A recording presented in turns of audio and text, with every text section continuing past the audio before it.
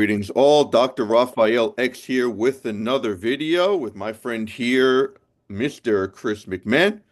But before anything else, please subscribe, click on the like button, notifications button, leave a comment, share this video, all that good stuff. But before anything else, also let us begin with the sign of the cross. In the name of the Father, and of the Son, and of the Holy Spirit. Amen. All right, well, thanks for coming on, Chris. Appreciate Glad you. to be glad Well, to you be wrote a with you. really interesting work. I think it's very pertinent for our times, especially with the political shift. Faithful Finances, 6 Steps to Establishing a Catholic Financial Life. And on this channel, we want to promote, again, Catholic intellectualism, especially, and lately I've been doing this, by promoting authors and their works. So the subtitle, if you will, is 6 Steps to Establishing a Catholic Financial Life. So link on the bottom, check out the book. It's about 120 pages. Nice read. So basically, Chris, what brought you to write this book? And if you could talk a little bit about what does faith have to do with finances? Because in the world, you definitely see this dichotomy between the two, even with faithful, more so-called faithful Catholics who don't really care about like putting faith into their financial world. Sure. So, from like many folks, I was in the financial services industry, and I still run a secular wealth management firm called MFA Wealth, and that firm's grown, and we're national in scope, and we have about 20 folks around the country that help us, and we've got a good national firm. What happened though was we were struggling because as I got deeper into my faith with my wife and our family, we were finding that there was more and more kind of conflicts with our faith and our investment and our in the financial life. It was almost as if it was siloed. It was very troubling, that people were saying, years ago they'd say, "Don't ever discuss politics. Don't ever discuss faith in your investments." And if you're in the building a financial services business, never discuss faith because you'll lose clients. That was the old mantra. Well, that was okay in the days when faith was supported. There was basically a Judeo-Christian ethic in our world. What's happened over the last 10 or 15 years, we realized that corporate America kind of started buying into this really anti-Catholic, anti-Christian ideology and started really promoting things in a very broad way, excuse me, around, supporting pornography in a very odd and despicable way, supporting abortion rights in an overwhelming way, and really not only supporting those, but also I think dismissing and ridiculing and persecuting people with Christian values. And I said, as a person of faith, and we were getting deeper in our faith journey, I said, I need to start a company specifically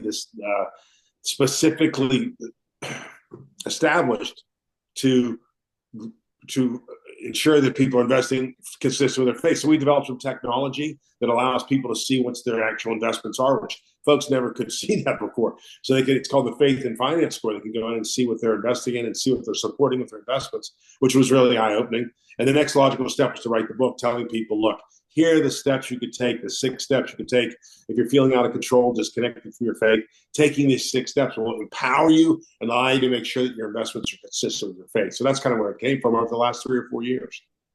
Yeah, no, it's because the Catholic is guided by faith, illuminated by reason. So, in the sense, faith is not putting faith into or associating faith with finances not only helps you in the spiritual realm, which is the main goal, but it seems like you argue that it even helps you materially. And it's interesting in the beginning of your book, you talk about which is basically a religion, wokeism, Yes. DIESG. Literally, in the name of these ideologies, people are willing to, and we see this, the famous motto, go woke, go broke. We have seen that this has been the destruction of business. So, if you can talk about how does putting faith into finances help the very finances themselves, in a Well, on a sense? couple different levels. First of all, when people have a plan that's disassociated from their deepest held values, ultimately it breaks down, as I think you were referring to. Just because no matter what we try to do, ultimately, people used to say things like, I remember when I was young in the investment business many years ago, 35 years ago, people would say, I'll invest in nuclear power dumps. I don't care as long as I make money. And I thought those were one of two folks. People that were just using that as kind of a false bravado. And if you really say, is that really the way you feel? You're a father, you're a husband, you have children. You'd want to invest in things that are just like consistent with pornography. Most people would say, you're right. I really just say that to look like they thought that looked cool. And upon reflection, they would say that that's absurd. I would never do that. Or there are those people that, in fact, would say, yes, I would do that. Well, that second group of people I found were so inconsistent with the values that our firm held and people I admire held that when you look deeper, those plans would always collapse on themselves because if a financial plan is not born with a morality and a true north and faith, you said it correctly. Wokeism has become a religion, but it's a false religion, right? It's a false religion because there's nothing there at the end. Our clients are just like all of our friends in the world. I'm very involved with the Goddess and many organizations, Sisters of Life. I'm very involved with, and my wife and I are involved with. Everybody we know in those worlds have a very clear vision of what we're supposed to be doing with the gifts God given us, right? And I think those people that don't have that vision, don't articulate that vision. I was talking yesterday to a group in Dallas. I'm back in Pittsburgh today, and I had said, and you perhaps know I don't, who had said all joy and all beauty comes from Jesus Christ, and I believe that with all my heart. I don't know who said it, but it's very true, And I think the same thing is true. All success ultimately comes from Jesus Christ. That's where it comes from. And if we're pursuing it in some other misguided, wokeism, misguided, that stuff all starts with compassion. It's misguided compassion, but it is compassion. And I think what happens is if it starts with that, it falls in on itself and collapses on itself. Same thing with a financial plan. If we don't have a true goal in mind, if we don't, in the book, we talk about doing a family mission statement. If you don't do that mission statement, say, here's what's important to us, well, then you're never going to, the plan's not going to work unless you say, here's what's important to me. And that thing is true and real. Unless it's true and real, it will collapse.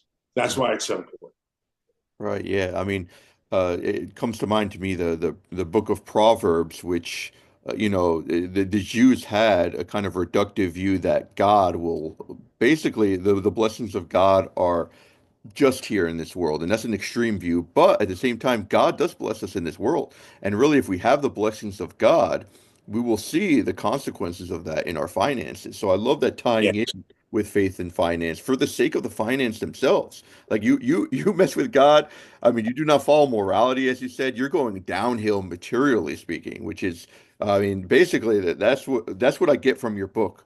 But if you can talk to us a little bit more concretely, what brought you to this, like to elaborate on these 6 steps, and if you could talk a little bit about them. Well, people would ask us all the time. They'd say, people felt, lost.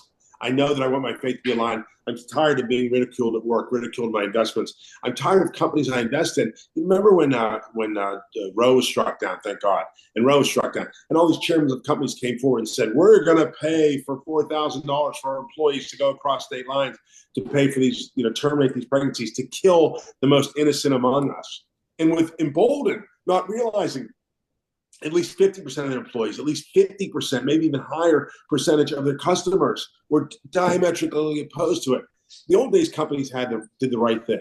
They made profits. They were companies' obligation to treat their employees well, obey the law, and return profits to the shareholders in the form of dividends. Somewhere in the last 4 or 5 years, these guys got an inflated view of themselves, thinking we care about their particular opinions.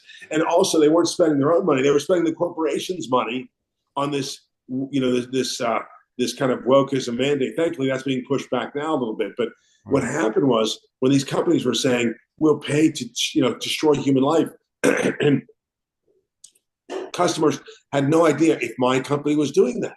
Right. So we put together a strategy. We said we can at least help people understand what in companies, not only are they doing in their lines of business, but also what are they supporting what are they supporting in their activism.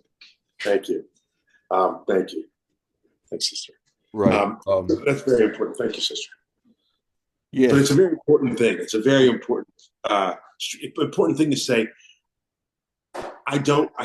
People felt powerless. They didn't understand how to pull back the curtain and see what these companies were supporting. And once they were able to do it, they were shocked. But the good news is we're going to win this thing because over time, as we tell these companies, we have to sell your stock, for example, because you guys are doing these things. Companies aren't dyed in the wool in this kind of adventure. They're just trying to sell products. They're trying to do it any way they can. Thank you, sister. So anyway, our goal is to say to people, hey, you have power. You can put together a plan consistent with your goals. And you can also, that plan can make sure that you're not only providing for yourself and your family, and the charities, very important, those charities we want to support, right? Particularly religious groups. And then ultimately, you can be a good steward of the gifts God's entrusted you with. And that's really where it started from. Right, right. What do you have to say for like because basically a lot of Catholics um they're involved with certain businesses, certain companies that have at least some type of cooperation with evil. Like I'll give you an example, Wells Yeah. Fargo, for example. I have an account in Wells Fargo. I probably should. I also have actually there's a Christian bank, Adelphi, I think it's called, that I actually I mess with also.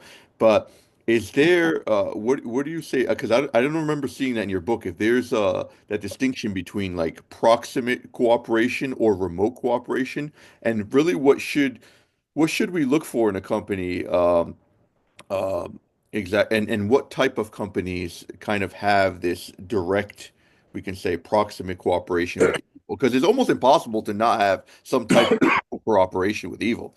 I agree with you. On our company, Aquinas Wealth Advisors, our Catholic Advisory Board, Bishop Caggiano from Bridgeport, Connecticut is on our board. He's very wonderful. He says, Chris, there's no question about it. Some inadvertent cooperation is going to be there no matter what. You can't avoid it all. And we were talking about that yesterday. We want to not throw out good in the search for perfection, right? So the answer, we don't make that distinction as clearly as we could, but I think what we take a more simple approach. We said, look, if these companies are directly involved in these businesses, right? Let's try to weed those out first. And then secondarily, the companies are just doing it as a matter of their social activism, where they're making donations. Let's also look at them, but a second tier. And let's first of all eliminate these companies. We're investing in companies. There's a company called bear with me for just 1 second. RCI Hospitality Group, RCI Hospitality Group. And I can't tell you how many Catholic individuals and institutions own it because it's in a large ETF, exchange traded fund. It's a Mhm. big holding in that ETF. Well, a lot of folks don't know what it is. They think hospitality group, it implies they own hotels, doesn't it? For families traveling, but they don't own hotels. They own strip clubs. And if you Google it, your viewers would be so offended because it's strip clubs that have been cited for human trafficking, for drugs, the most dark and evil, despicable things we can have. And Catholic institutions and individuals own them, and they don't know that they own them because we haven't been able to kind of pull back the curtain and see what it was before. So that's primary, right? Secondarily, is these companies that there's a large tool and die manufacturer in the Midwest that makes donations to Planned Parenthood. And you're like, why would a tool and die company feel so empowered, so brazen to take a publicly traded company to make donations outright? And I'm not talking about matching employee contributions because if you match anybody's contributions, you have to match the employees' contributions as well.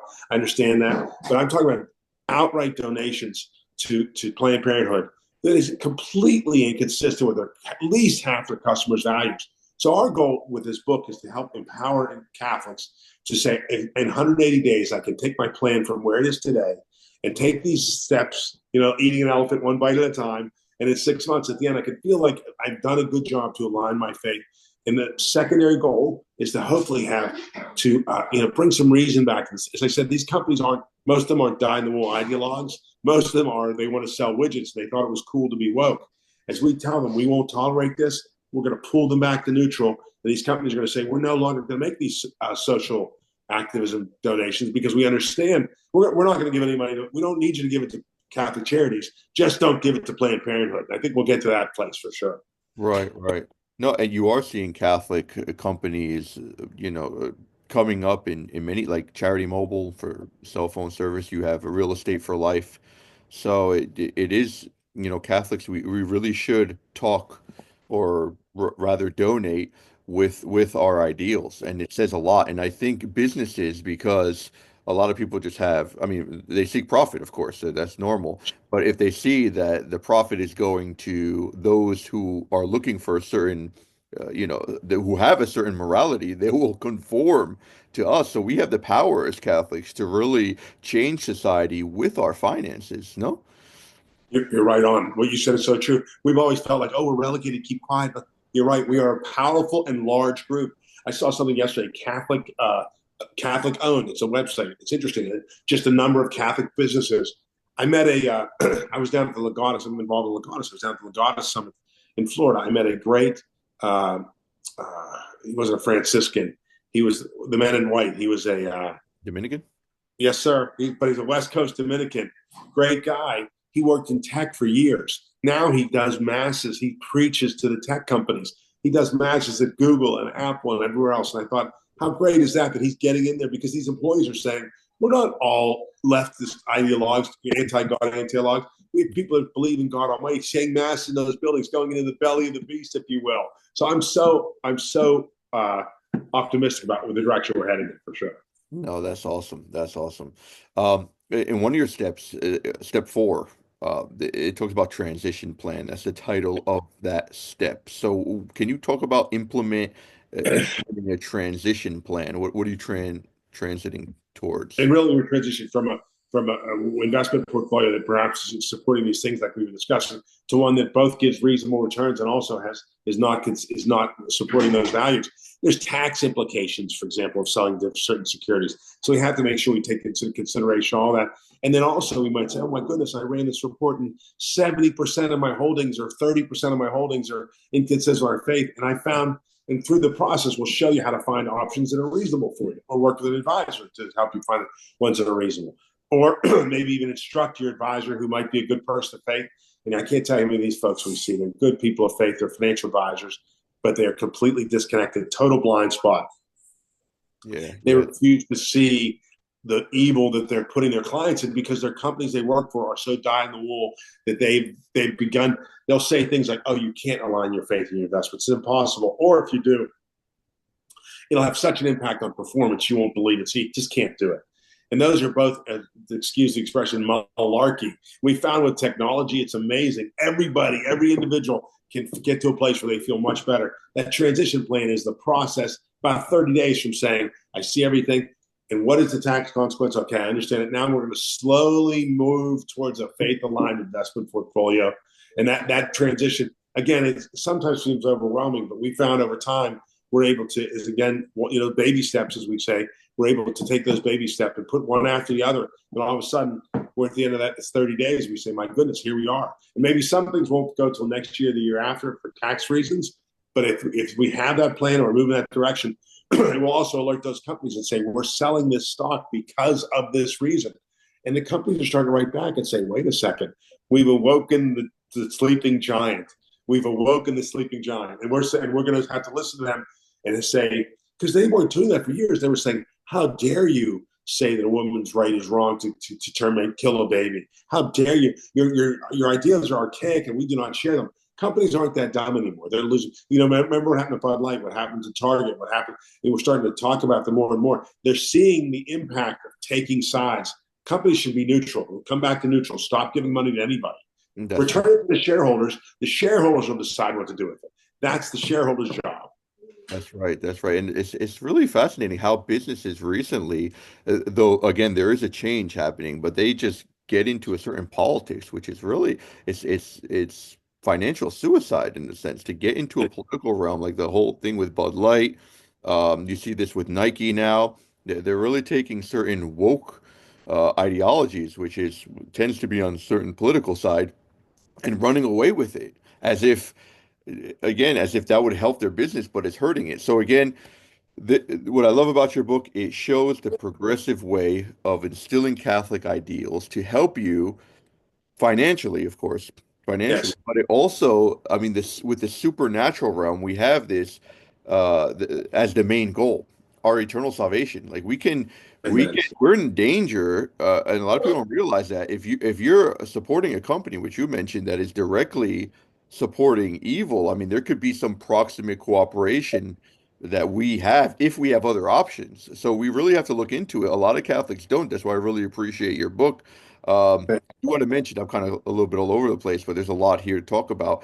Like before, when I didn't really take my faith that seriously, I would invest on my own, like on an app, like Robinhood, for example, and I would invest, like I invested in marijuana, actually. I thought it was just something that was going to come up. And not really thinking, with the Catholic ideals. Afterwards, I'm like, what am I doing? I can't be doing this. So I went into like a Ave Maria mutual fund, so which I'm sure you heard of, and saying, Sure. let them invest into stocks and bonds and what have you that promote these ideals. So what do you say to people who want to invest in stocks kind of like on their own. They don't want to just go into mutual funds or Ave Maria. How do you kind of go about Yeah, that? It seems yeah, like the there's problem with dangers. mutual funds is it's great, but like a couple mutual fund providers, Knights Columbus, the reality is that's why we started Aquinas Wealth Advisors, because the reality is most people might put 10 or 20% of their holdings in one mutual fund or two. Like Harvey has a couple, two, three mutual funds, and they're good guys. Right. But you're never gonna cover your whole portfolio. You say, oh, I scratched that box because I put 20% into their growth and income fund because I need a growth and income fund.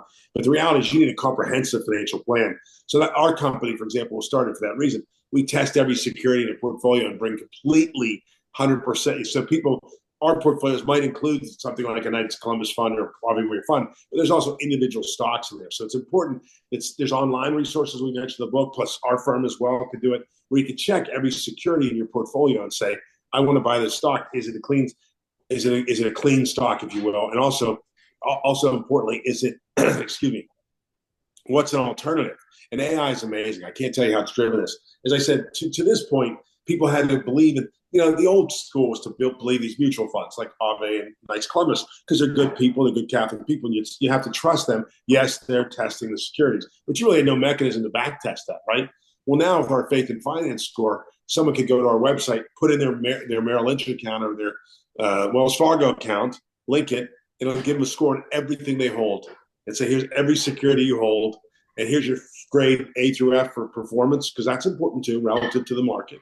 And then here's your grade for faith alignment, and here's all the different infractions against your faith that you can see. And we actually rate them between severe and also moderate. So some are like, some hotel chains have pornography on their closed circuit TV. It's a shocking what a big business that is. Big hotel chains with pornography, but that's a less severe than perhaps as I said, running creating the internet pornography for or running strip clubs or whatever it is. Right, right. You got to send us that link so we can also. What's the name of that? That. Finest Wealth Advisors. That's our firm. Our faith and finance course right on the website, free, no obligation, and no one even has to. They can do whatever they want with that data. They can put their account in there and see what they're supporting. And obviously, some people come back to us and ask our firm to manage some money. Some don't. They just say, "I understand what I'm supporting," and they kind of try to go on their own. But we want to transform the world. We want to Right. say we want to go back and say, guys, we're not going to. The good news is this: we've talked to individuals, Catholic institutions, dioceses. The reason we don't know is what you were talking about earlier. We just didn't know. We didn't know you could figure this out. Now we know, and it's empowering that we know. So they've been lying to us. They said you couldn't do it. It was impossible to do it. And your returns would be terrible. All of that is untrue. We can definitely figure it out. Your returns can be great. And there's a bunch of ways to do it. I would go deeper though than just, as I said, just that one mutual fund or whatever. I think you have to, that's great. But again, that only represents 10, 15% of the portfolio. We're trying to get people to think globally and say, how do I make sure that all of my securities, whether they're individual stocks or mutual funds, because there's many mutual funds also that aren't the Catholic ones, believe it or not, that don't have any holdings that we object to. So we're able to cook and really tear anything apart through using that faith and finance score. Do you think, because I like how you have this ranking, this assessment in chapter one, where according to the values with your family, you give it a 1 to 5 in importance on the scale. Yes, Do you think that it's because you said you don't want to kind of preach a perfectionism, but do you think that it's legit to choose a lesser evil? Do you think we ought to look for lesser evils or kind of just look for something that is, I mean, is it a possibility? Because a lot of people don't like that argument that a lesser evil, but really, if there's no other choice, you would just choose like in banking, for example. I do. I think you're right. I think you have to sometimes. I'm going to do the best I can do given the set of circumstances. Because what happens? Some people say, you're not Catholic enough. We're not perfect, right?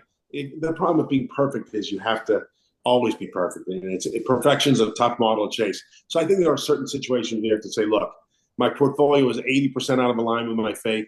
Now it's 20% out of my alignment with my faith, and I'm working towards perfection, but I realize it may not happen. And I think I think if we're efforting in the right direction, I think that's the goal, to bring us all closer to God, advance God's kingdom on earth, and to be, I was in a debate probably a year and a half ago in New York, and the debate was between faith-based investing and DEI investing. And this young man and he said, the reason I got into DEI investing was because of my Catholic faith.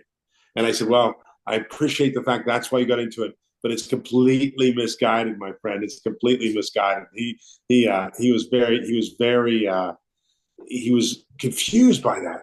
And they were it was so interesting to be in New York in the belly of the beast. And these guys just don't understand. They were so not used to being challenged. Saying how many of the companies you invest in donate money to Planned Parenthood? They'd say, well, they also give money to other things. I said, but don't you understand? We have a zero tolerance policy for that. They just didn't understand that at all. So our goal was to say to them, look, these guys, they're waking up now, right? Because DEI is being collapsed on itself like a black hole. It's unbelievable what's happening to DEI. Right. Because it was born out of compassion. We don't want to be too negative. Born out of compassion. But at the end of the day, it was very, very misguided, right? And it also became the interpretation of the values was extraordinarily inconsistent with the values of our faith. That's why I think it's so beautiful now that people can see, they can take the Faith and Finance score. We actually mentioned in our book a couple other online resources other than ours. They can go and see where they're investing in, and they can write letters, and they can be involved. And we as a group, we as Catholics, create an enormous amount of wealth. And the other thing we can do is we preserve that wealth. We can pass on to institutions that desperately need it. All these people, the religious, as I'm speaking, I said I'm speaking to you from a convent today. I had to come over, and these beautiful people that give their lives to the brides of Christ that I'm with today, or whoever they are, that we can help support them is our obligation, our duty. And I'm excited that we're going to be able to do that. Right. Yeah, I mean, basically spot on. I mean, with merit is of course we know merit has value through reason, but also through revelation. I mean, we can merit naturally, but there's supernatural merit to get into heaven. It's not like God is just, he wants diversity for the sake of diversity and letting people in heaven, without seeing their merit. So it's really, I mean, it's a Christian principle, and that's spot on. And I think that's the principle that helps businesses run. I mean, you get the best people, you get the best products, you get the best marketing. It's all about the best. Same thing spiritual, and that's how it is everywhere. So yeah, excellent. Get the book. It's very good, very practical of me of transitioning to this Catholic way, to this faith-filled way of investing. I want to ask you this last question on it's associated with your book, but I wanted to get your take on it. I don't know if you find it kind of boring, but like the whole 401k and even just gaining interest in things. Do you think, or the whole usury debate, do you think that's immoral? Because there's now Catholics coming up that Trent Horn had a debate recently with the guy of 401k. Some people don't really care about it. They find it boring. That 401ks are immoral to have. Sure. It's hard for me because that's the world I've grown up in, right? So, Yeah. my vision, I think the 401k for a person who's getting ready to retire is the most important vehicle they have to preserve dignity for themselves in retirement. I think it's a responsibility to take care of ourselves and our families, and that's the best, in my opinion, the best way to do it. So the morality of it, I don't know that I'm open to hearing more, but at this point, I think not only is it important, it's critical. And I'm going to go further. I actually think it's a gift from God that it's available to us.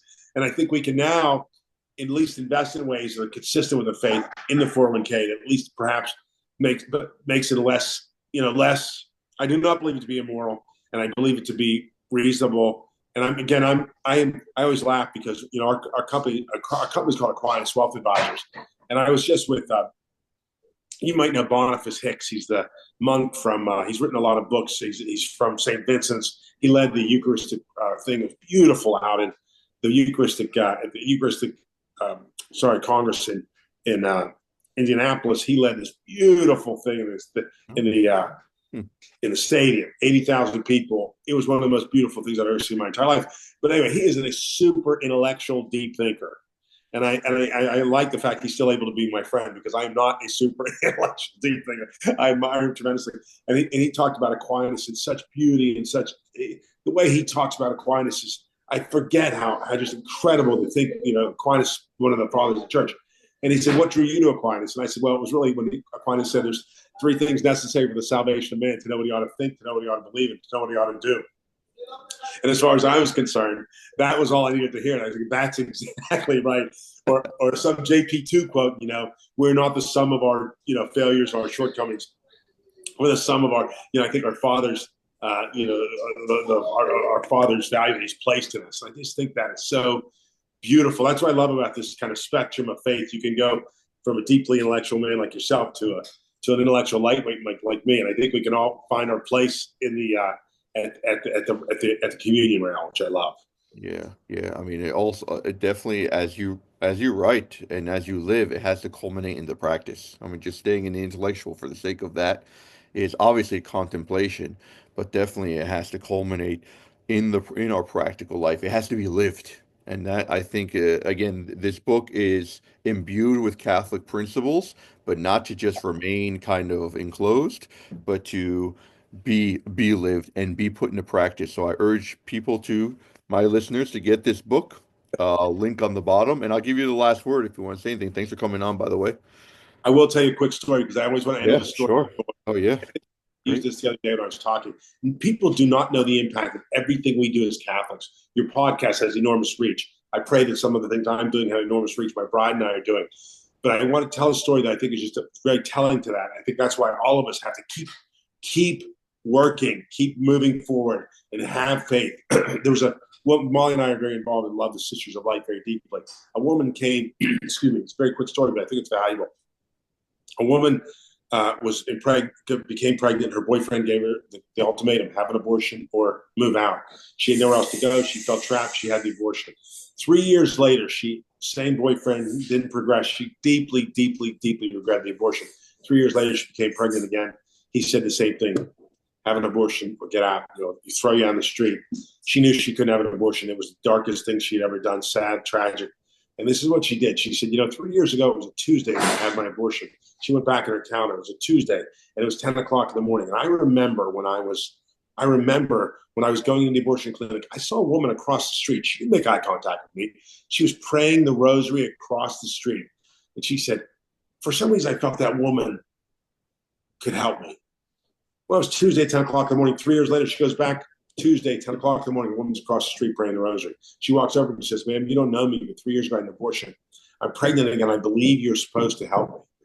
She said, absolutely I am. She put her in a cab, took her to the Sisters of Life. That baby was born, brought into the church, and the woman eventually left this man and found a much better life for herself. No idea the impact any of us have in the work we're doing.